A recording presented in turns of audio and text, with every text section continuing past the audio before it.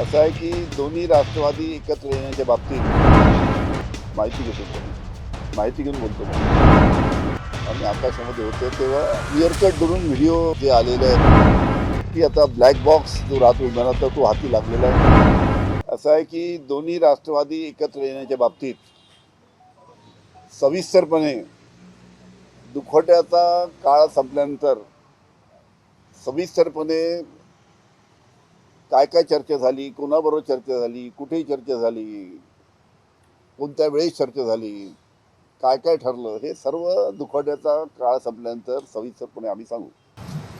याच्यापूर्वी कुठे चर्चा झाल्याचं काही आता म्हणजे दोन्ही कडनं सांगण्यात येत आहे. खास करून आता काही व्हिडिओ देखील जारी करण्यात आले होते दोन्ही आठवड्यात. तेच म्हणतो, दुखवट्याचा काळ संपू दे. अजून दुखवटा चालू आहे. अजितदादासारखा एक कर्तबगार नेता महाराष्ट्राने गमावला, त्याच्याबद्दल सर्व महाराष्ट्राला नाही देशाला दुःख आहे. आणि अशा काळामध्ये सध्या राजकीय बोलणं काही योग्य नाही. मुख्यमंत्री म्हणाले की अजितदादा माझे सर्व गोष्टी शेअर करत होते, याबद्दल मला काही बोललेले नाही. माहिती घेतो तर मी माहिती घेऊन बोलतो. मग चला, धन्यवाद. अमोल मिटकर यांनी अपघाताला घेऊन काही शंका उपस्थित केलेल्या आहेत.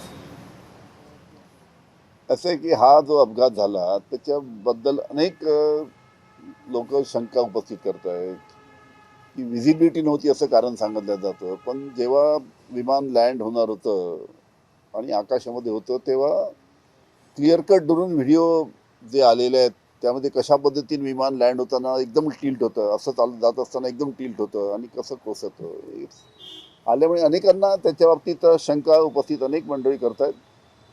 पण शेवटी आता ब्लॅक बॉक्स जो राहतो विमानातला तो हाती लागलेला आहे.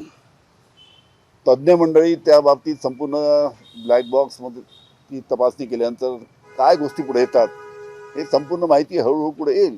सुनील तटकरे सांगितलं की विलीनीकरण चर्चा तर नाही, मात्र राष्ट्रवादीमध्ये तुम्ही येऊ शकता असं बोललं.